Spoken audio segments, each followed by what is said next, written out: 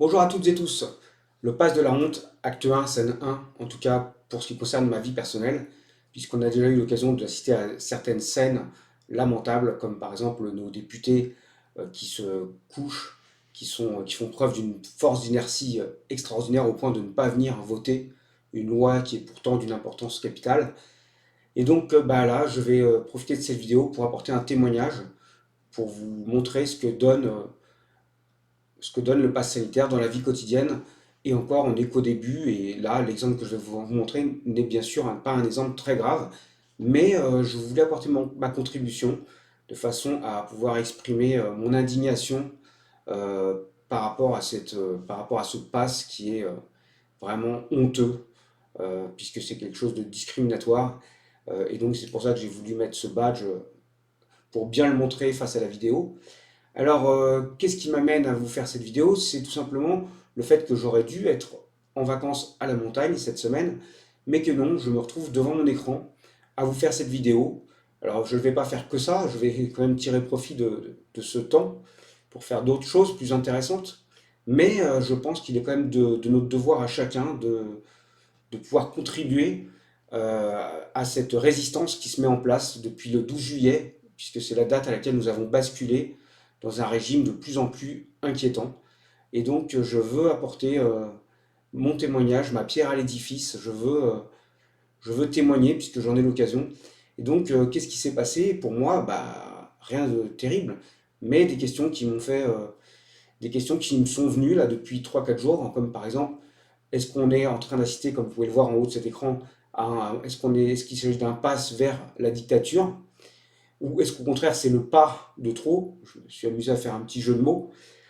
Le pas de trop, c'est-à-dire en fait la goutte d'eau qui ferait déborder un vase déjà bien plein et qui pousserait les gens à prendre conscience, à se réveiller et à faire reculer, reculer le gouvernement qui est de plus en plus hargneux, de plus en plus autoritaire, à tel point que ça devient inquiétant. Et d'ailleurs, à l'étranger, on voit déjà la presse qui se pose des questions, en Suisse notamment, au Royaume-Uni.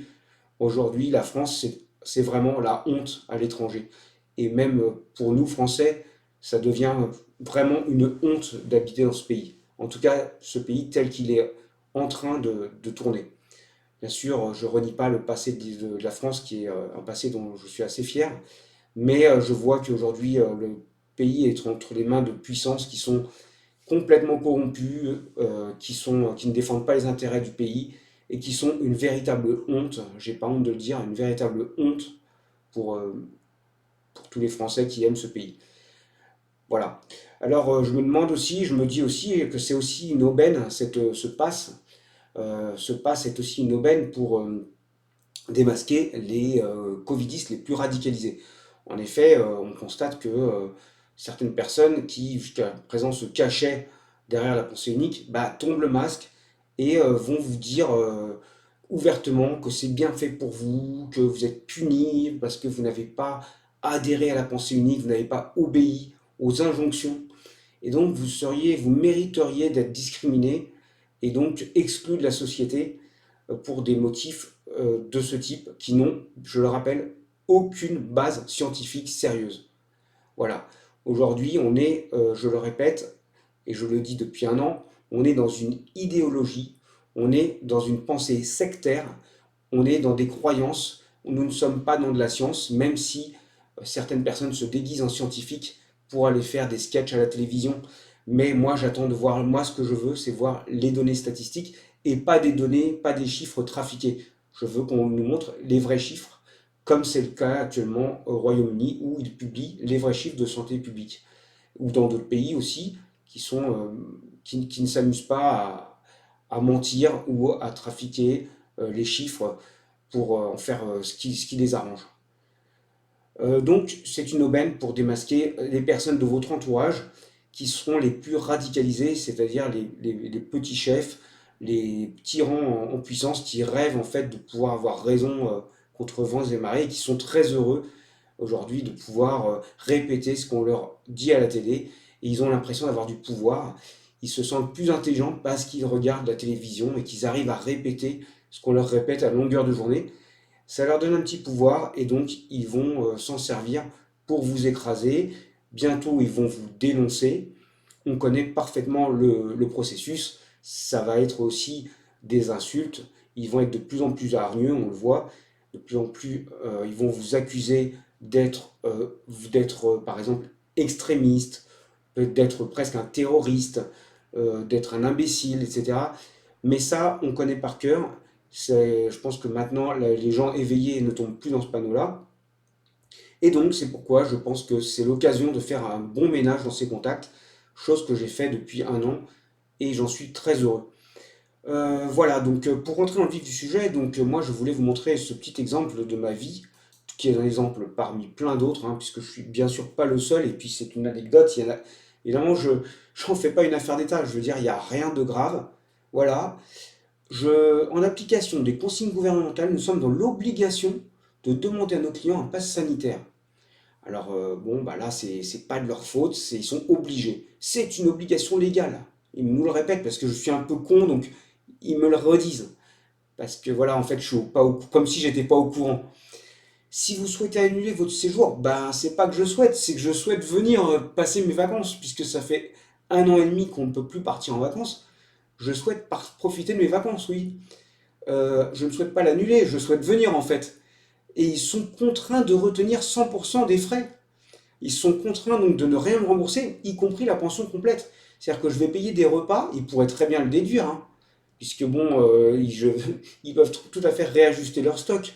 Mais non, ils sont contraints, les pauvres, ils n'ont pas le choix, les pauvres chéris, ils sont obligés de me facturer l'ensemble du séjour.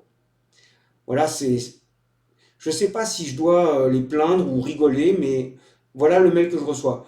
Alors bien sûr, je comprends, hein, je ne suis pas en train de dire que je ne comprends pas.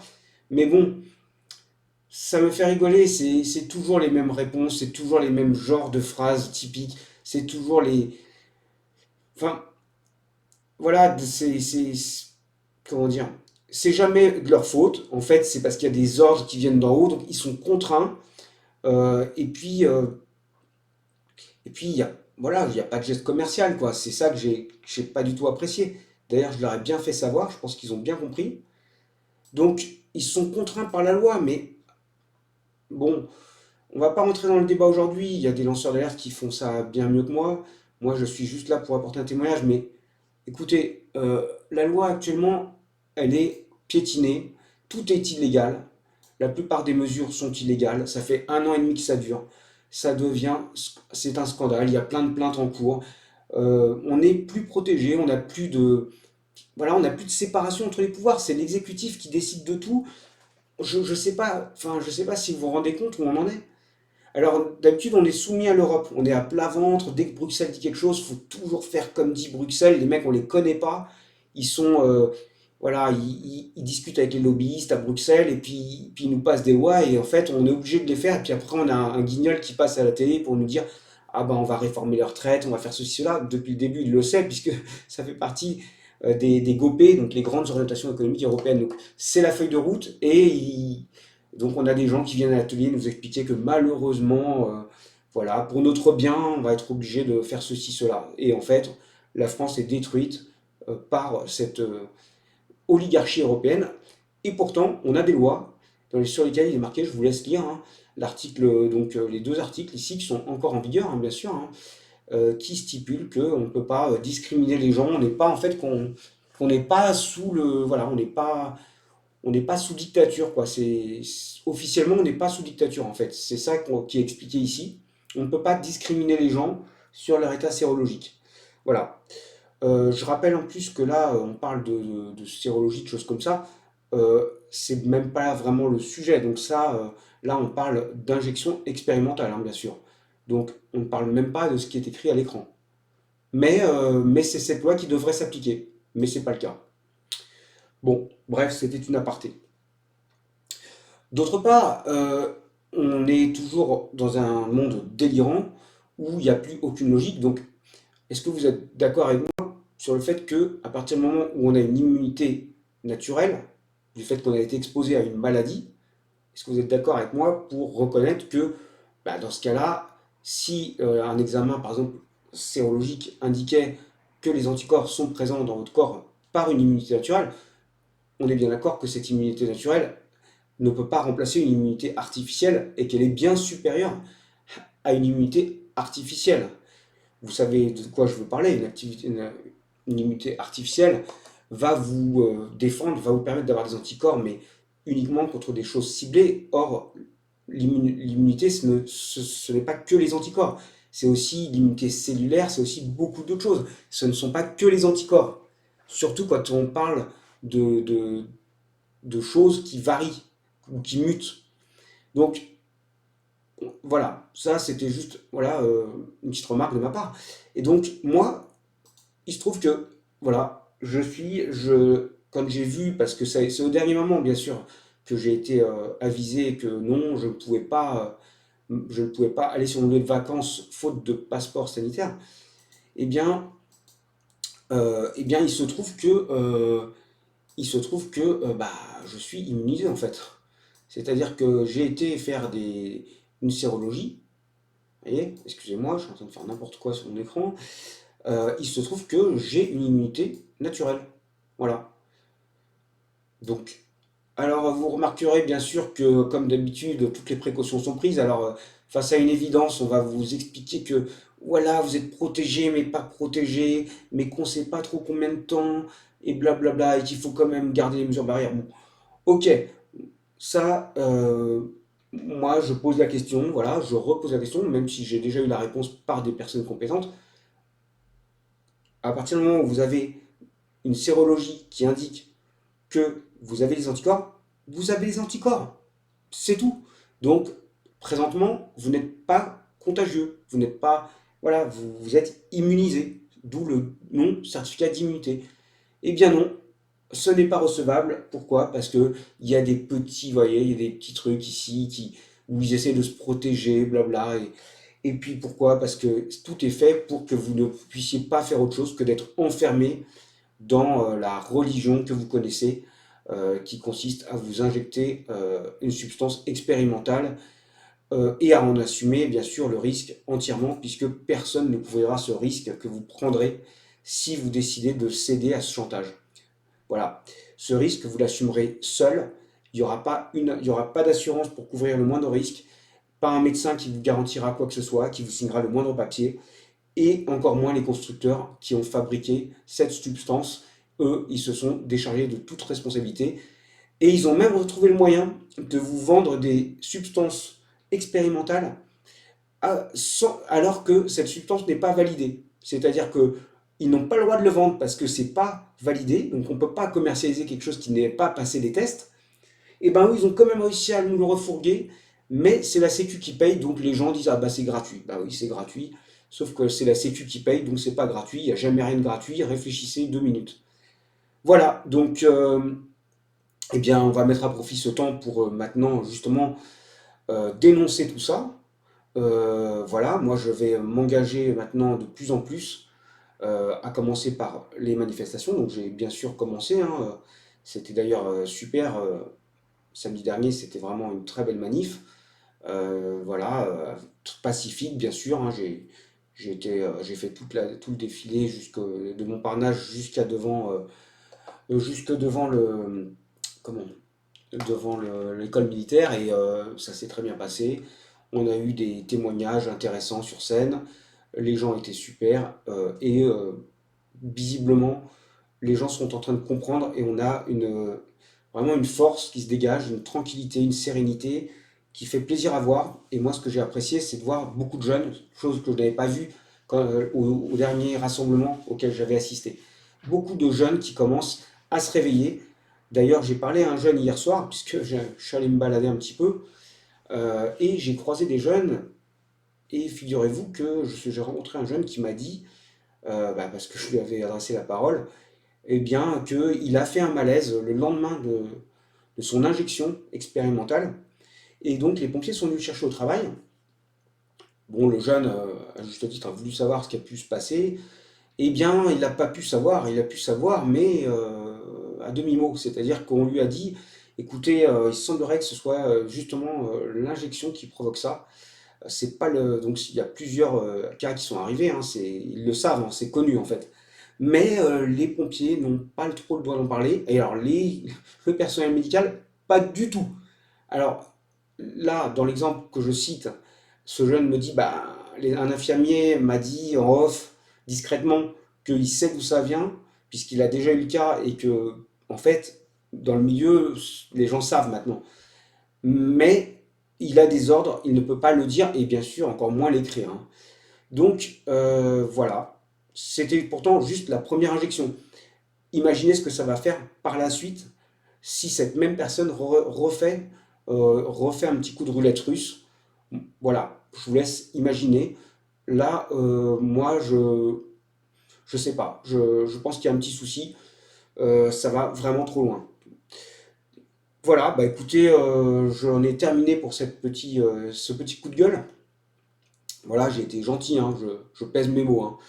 Mais bon, il faut quand même voir aussi deux, trois choses, hein. Il faut savoir que ce que je raconte, moi, ça fait très longtemps que je me documente sur tout ça.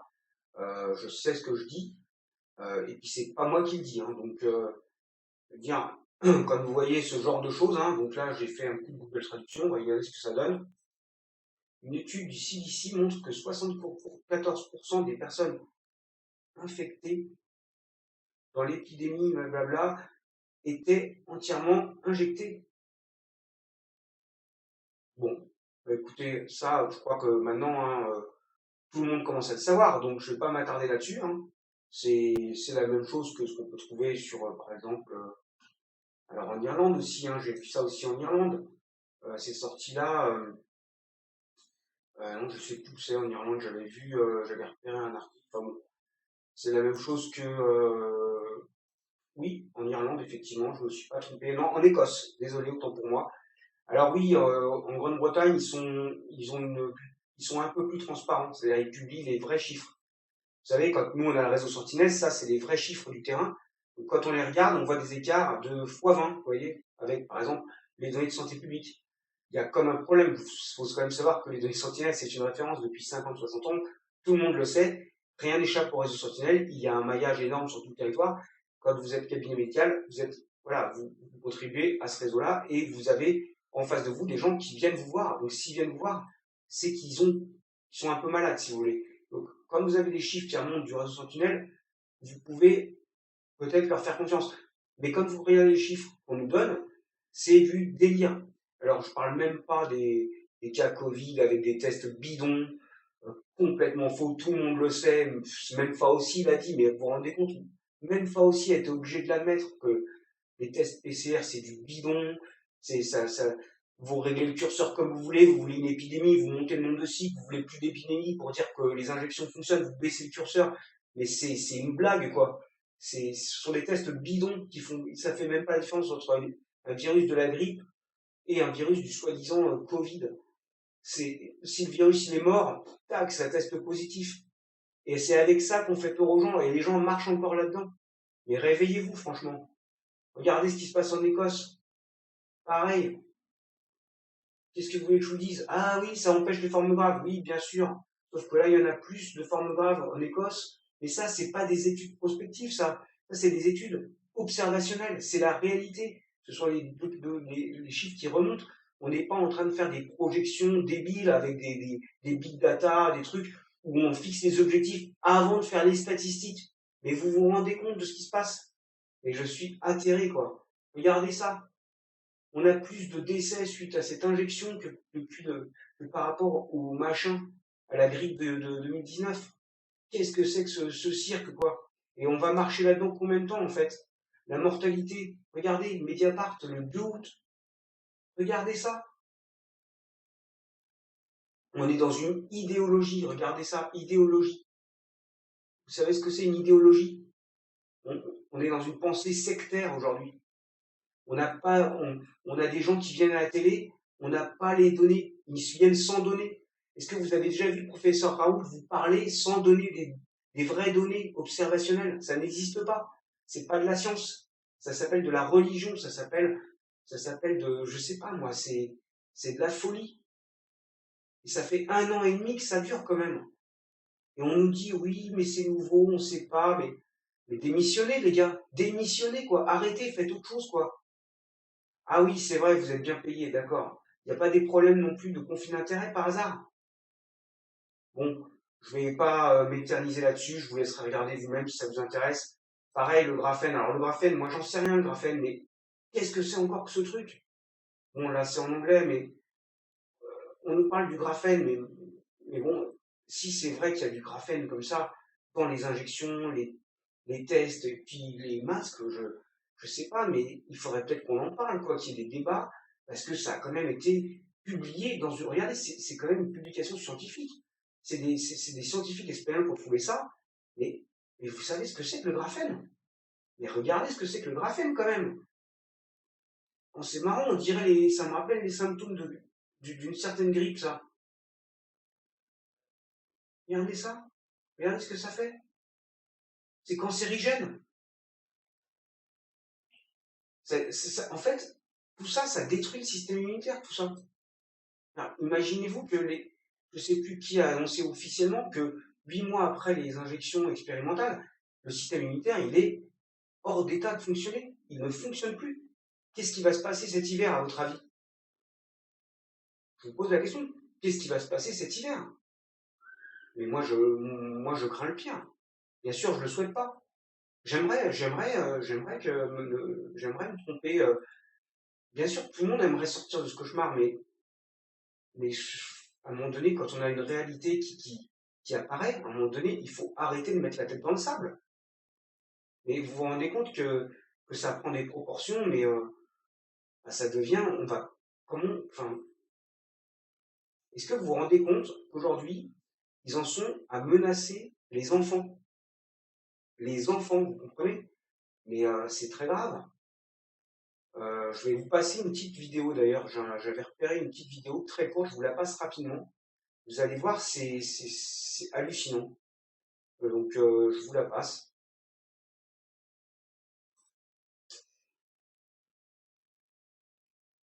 Et Pfizer ont été autorisés d'abord par l'Agence européenne des médicaments, puis par la Haute Autorité de Santé pour les enfants de 12 à 17 ans.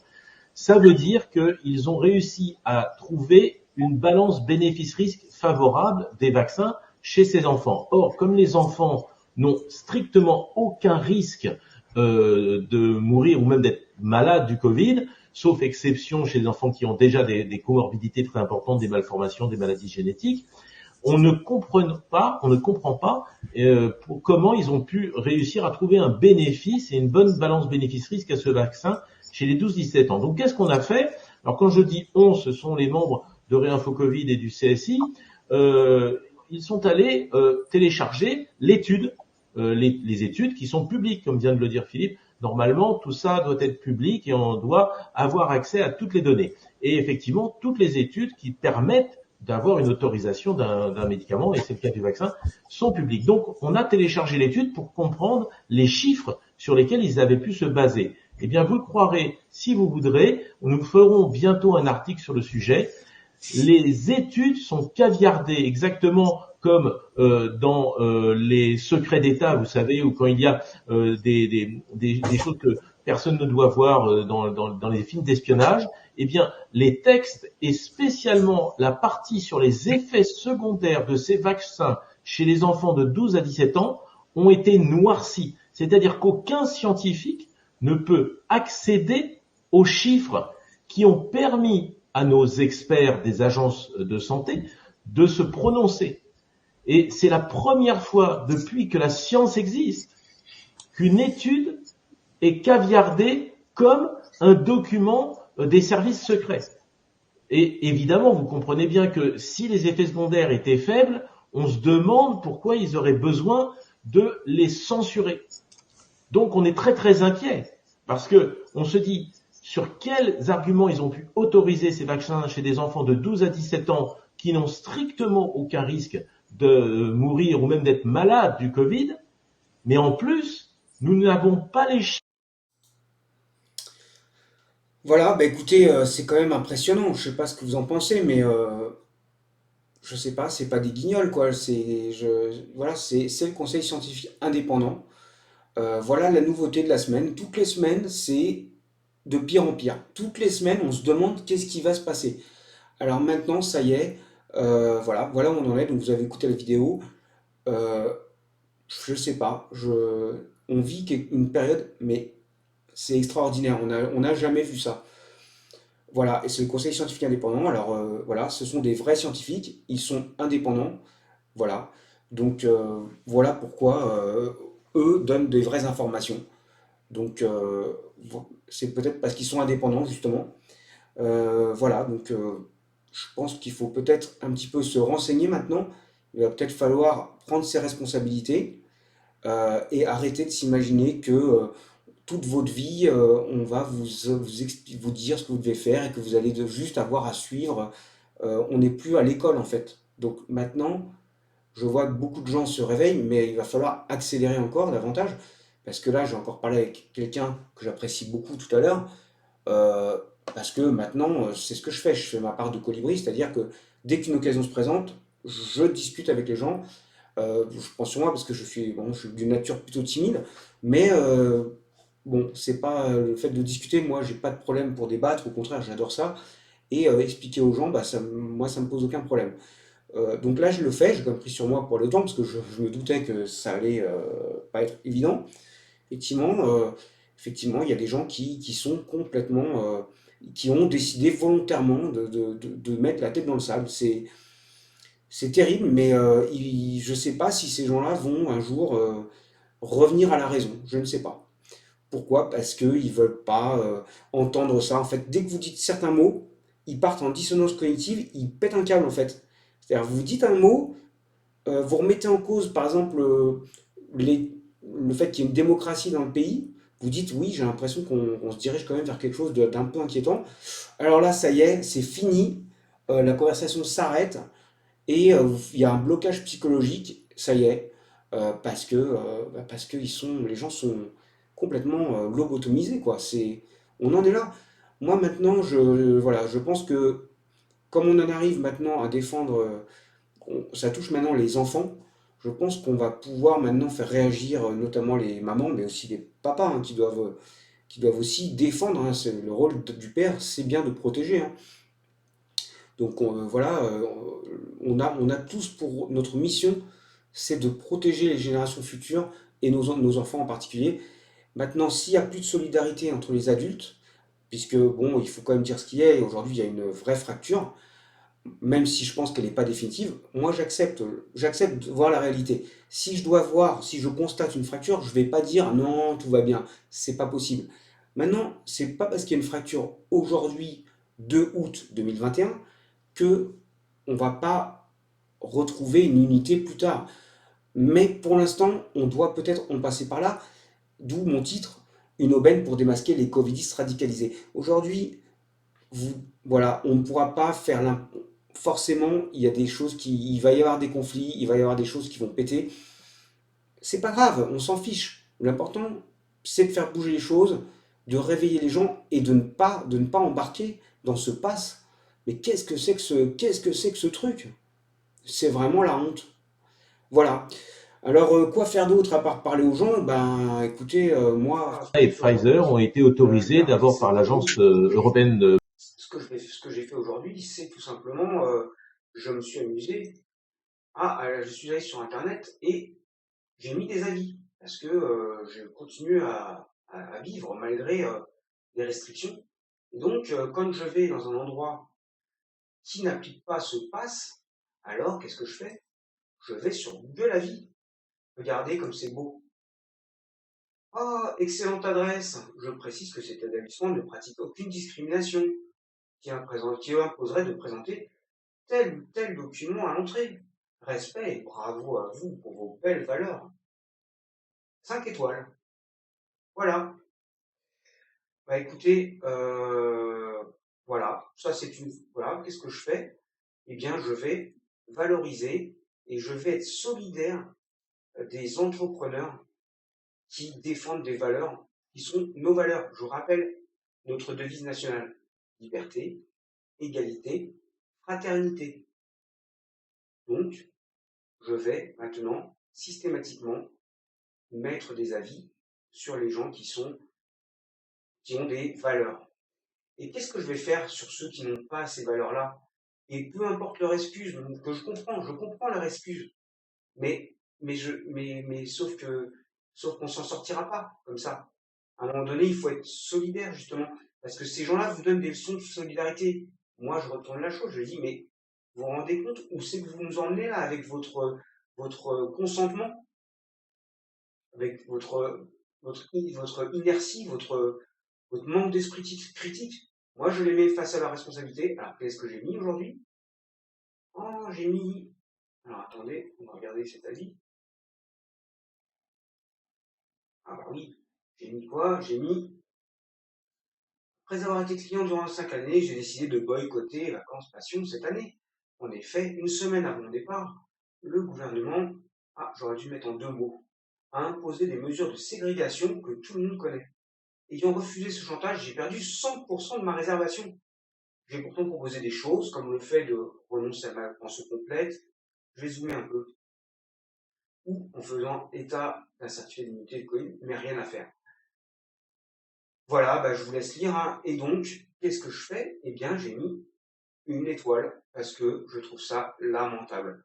Il vous aurait tout à fait pu, pourquoi pas, adapter, effectivement, ou prendre en compte, enfin, je sais pas, mais disons que ils auraient au moins dû me rembourser. Voilà, ils auraient au moins dû me faire un avoir. Moi, je leur ai demandé de me faire un avoir. Ils ont refusé. Ils étaient contraints de retenir 100% des frais du séjour. Mais franchement, est-ce que vous croyez qu'ils sont contraints? Les pauvres chéris, ils sont contraints par leurs conditions générales de vente. Parce que j'annule trop tard, en fait. Et qu'ils considèrent que c'est pas un cas de force majeure. Mais attendez, mais vous rigolez ou quoi? C'est pas Oui, théoriquement, d'accord, mais c'est complètement absurde. Est-ce que vous pensez que j'aurais réservé un séjour dans des conditions pareilles? Bien sûr que non. Je vais pas me retrouver. Enfin bon. Donc voilà ce que je fais. Donc maintenant, ben, je fais ça. Alors, comment je fais pour connaître les entrepreneurs qui résistent? Je vais sur ce site ici et je repère les lieux où on a encore des valeurs. Ce portail professionnel non discriminatoire respecte la dignité humaine et ne pratique aucune discrimination à l'encontre de quiconque. Je vais sur animac.fr, je regarde selon où je suis, je regarde et je sélectionne les endroits où je vais. Voilà, je boycotte le pass sanitaire, tout simplement. Voilà, je vous invite à en faire de même. Il faut boycotter tout ça, il faut venir au rassemblement, il faut résister, il faut s'informer. On ne peut plus continuer comme ça. Regardez ce qui s'est passé là aussi. Bon, ça, je regardais ça tout à l'heure, bon, je l'avais déjà vu, mais aujourd'hui, n'oubliez pas, le narratif est complètement faussé. Tout, en fait, tout est inversé. C'est-à-dire, toute l'année, il y a un déni de la réalité. Ils sont dans un narratif. Il pourrait se passer n'importe quoi. Ils continuent à nier. Qu'est-ce qui se passe concrètement? Les hommes politiques, quand ils attrapent ce truc, eh bien, ils sont grippés, comme je l'ai été, et c'est bien pour ça que j'ai mon immunité. D'ailleurs, je savais même pas que c'était ce machin-là, je croyais que c'était une grippe. Je vois pas la différence d'ailleurs, et beaucoup de gens ne voient pas la différence. Eh bien, ils attrapent ça dure une semaine, même pas parfois, et puis, bah, comme ils ont des contacts, et puis comme ils sont dans la politique, eh bien, ils ont accès au traitement. Des traitements qui ne coûtent rien, et qu'on pourrait, et voilà, et qu'on ne veut pas nous donner, bien que dans une majorité de pays du monde, ces traitements soient utilisés. Et c'est bien pour ça qu'en Inde, on a aussi peu de dégâts pour une population qui est beaucoup plus pauvre, mais qui prend des traitements. Je vous rappelle aussi que beaucoup de pays qui ont refusé le diktat de Big Pharma, eh bien, il y a des pressions qui sont effectuées. Il y a même eu des décès suspects de certains chefs d'État africains. On est dans un délire total. Il faut absolument maintenant que ça s'arrête. Et on ne peut pas continuer à attendre en espérant que le Conseil d'État, dans 3 jours, veuille bien euh, tirer la sonnette d'alarme et retoquer cette loi complètement délirante, puisque vous savez qu'il y a des conflits d'intérêts, y compris au Conseil d'État, à mon avis. En tout cas, ça, c'est une opinion personnelle. Moi, ce que je sais, c'est que le président du Conseil constitutionnel, pardon, pas le Conseil d'État, le Conseil constitutionnel, je sais que ce président, eh bien, son fils travaille comme directeur associé de McKinsey, qui est le stratège qu'on paye avec nos impôts, hein, bien qu'on paye déjà des fonctionnaires. On paye des fonctionnaires avec nos impôts pour soi-disant s'occuper de la politique sanitaire du pays, mais ces gens-là délèguent ça parce qu'ils ont peur. Alors ils délèguent ça au privé, comme ça permet de détourner un petit peu d'argent, ils le mettent dans le privé pour que ce soit pas de leur faute. Comme ça, c'est pas de leur faute. C'est un cabinet privé qui a dit ça, eux, c'est pas de leur faute. Mais à quoi servent-ils? À quoi servent-ils? Voilà, bah écoutez, je pense avoir fait le tour de la question. De toute façon, mon but n'est pas d'être exhaustif, c'était juste un coup de gueule, histoire d'alimenter un petit peu la résistance, de contribuer. Je suis très content d'avoir pu exprimer tout ça. Et je vous invite à partager vos témoignages, comme beaucoup le font, et surtout à venir au rassemblement un peu partout en France pour faire pression, faire reculer ce pass de la honte qui a déjà reculé dans d'autres pays comme par exemple en Israël, en Russie, en Angleterre. Ça ne marchera pas, ça ne sert à rien. De toute façon, voilà, il faut faire reculer ça au plus vite et surtout ne pas laisser le loisir de nous faire croire que c'est grâce à ça que le virus est parti. Le virus, il diminue. Pourquoi? Parce que c'est un virus saisonnier. L'été dernier, c'était pareil. Cette année, il diminue. Il y a des infections, effectivement, il y a des contaminations qui reprennent, mais le personnel soignant dit qu'il y a une majorité de vaccinés ou double vaccinés dans, euh, qui sont effectivement de nouveau contaminés. On l'a vu tout à l'heure sur les coupures de presse. Voilà, donc tout ça, on le sait maintenant. Donc, si ça reprend, posez-vous la question, pourquoi l'été dernier, ça descendait tout le temps, qu'aujourd'hui, ça descendait, et puis à un certain moment, je vous laisse deviner à quel moment, ça a repris comme ça, et maintenant, ça remonte progressivement. Et deuxième question que vous devez vous poser, est-ce que, est-ce que le fait que le nombre de cas positifs augmente, est-ce que c'est un problème? Mais sérieusement, où est le problème? Où sont les gens à l'hôpital? Est-ce qu'il y a des gens dans les hôpitaux? Est-ce que la mortalité... Voilà, les seuls taux de mortalité qui montent, ce sont ceux des jeunes qui ont pris l'injection. Sinon, les taux de mortalité ne remontent pas. Donc, en fait, on est face... En fait, le variant Delta, tout le monde sait qu'il est beaucoup moins grave que l'autre. Comme c'est souvent le cas des virus respiratoires, quand ils mutent, ils perdent de leur virulence. C'est souvent le cas. C'est pas tous les virus qui perdent en virulence au fur et à mesure qu'ils mutent, mais la plupart du temps, c'est ça. Ça, le professeur Raoult l'a expliqué 1000 fois. Pourquoi on n'écoute pas? Soit c'est un virus naturel, et à ce moment-là, il faut écouter les gens qui sont virologues et qui travaillent là-dessus, et qui ont des données, ou soit c'est pas un virus naturel, et à ce moment-là, il faut nous expliquer ce qui s'est passé, et puis faire en sorte que ça ne se reproduise pas. Et à ce moment-là, il n'y aura plus d'épidémie. Enfin, je veux dire, ça fait 1 an que je répète ça, ça me paraît logique. Donc, donc voilà, posez-vous la question, pourquoi cette année, bizarrement, même en été, il y aurait des contaminations qui reprendraient en plein milieu de l'été, contrairement à ce qui se passe les autres étés. Quelle est la différence par rapport à l'année dernière? Je vous laisse répondre à cette question. Je pense que la réponse, elle est évidente. Et donc, voilà, donc, c'est tout. Moi, je me contente de faire des constats et je vais pas me laisser manipuler par des menteurs professionnels. Voilà. Après, chacun fait comme il l'entend.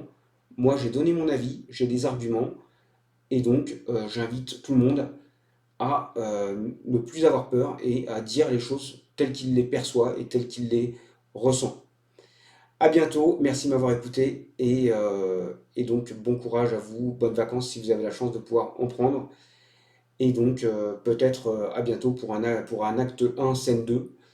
Je ne le souhaite pas, en tout cas cette scène 1 pour moi c'est pas terrible. Il s'agit juste de perdre de l'argent par rapport à des vacances, on parle de loisirs. Pour l'instant, bah écoutez, si c'est ça le prix à payer, il n'y a pas de souci. Maintenant, j'aimerais que ça s'arrête là parce que j'aimerais pouvoir travailler. Beaucoup de gens demandent juste à travailler. Et donc maintenant, il faut que ça s'arrête. Donc s'il vous plaît, ceux qui sont endoctrinés, soyez solidaires des gens qui demandent juste à travailler et qui demandent à ce qu'il y ait un débat. Ce débat, il est occulté parce qu'il y a des intérêts à la clé et donc il faut arrêter de marcher là-dedans maintenant. Il est temps de soutenir aussi ceux qui veulent défendre les libertés. Je vous dis à bientôt et merci de m'avoir écouté. Au revoir.